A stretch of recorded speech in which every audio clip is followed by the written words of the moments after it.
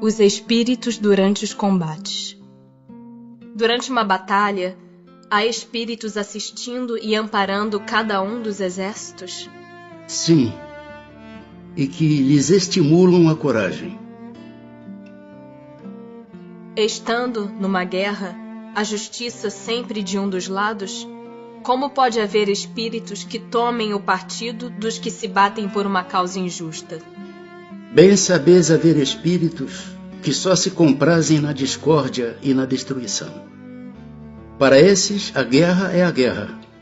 A justiça da causa pouco os preocupa. Podem alguns espíritos influenciar o general na concepção de seus planos de campanha?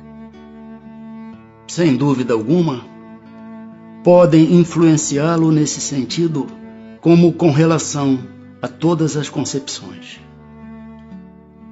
Poderiam maus espíritos suscitar-lhe planos errôneos com o fim de levá-lo à derrota? Podem, mas não tem ele o livre-arbítrio? Se não tiver critério bastante para distinguir uma ideia falsa, sofrerá as consequências, e melhor faria se obedecesse, em vez de comandar. Pode alguma vez o general ser guiado por uma espécie de dupla vista, por uma visão intuitiva que lhe mostre de antemão o resultado de seus planos? Isso se dá frequentemente com um homem de gênio. É o que ele chama inspiração, e o que faz com que ele obre com uma espécie de certeza.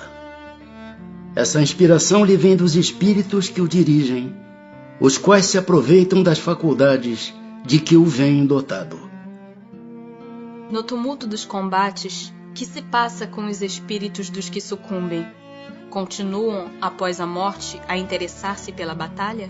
Alguns continuam a interessar-se, outros se afastam.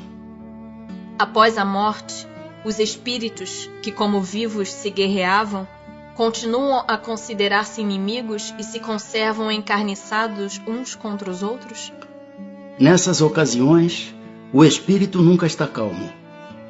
Pode acontecer que nos primeiros instantes, depois da morte, ainda odeie o seu inimigo e mesmo o persiga.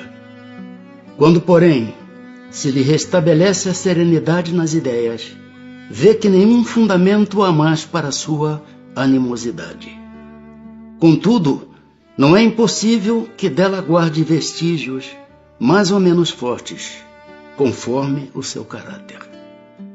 Continua a ouvir o rumor da batalha? Perfeitamente. O espírito que, como espectador, assiste calmamente a um combate, observa o ato de separar-se a alma do corpo? Como é que esse fenômeno se lhe apresenta à observação? Raras são as mortes verdadeiramente instantâneas. Na maioria dos casos, o espírito cujo corpo acaba de ser mortalmente ferido não tem consciência imediata desse fato. Somente quando ele começa a reconhecer a nova condição em que se acha, é que os assistentes podem distingui-lo a mover-se ao lado do cadáver. Parece isso tão natural que nenhum efeito desagradável lhe causa a vista do corpo morto. Tendo-se a vida toda concentrado no espírito, só ele prende a atenção dos outros.